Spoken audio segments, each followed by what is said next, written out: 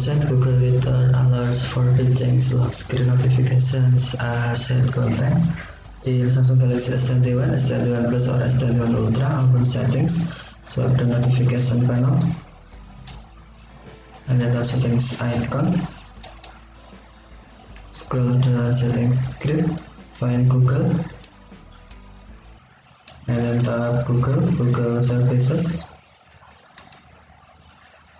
Scroll down script, and then tap settings for Google Apps.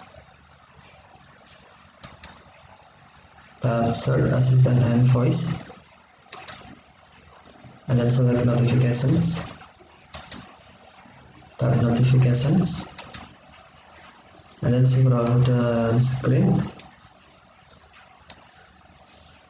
Tap Reader alerts for pitchings.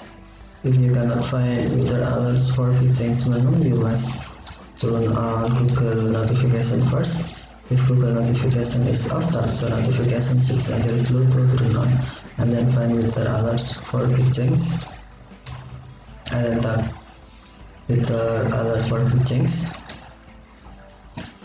Tap lock screen, and then select hide content.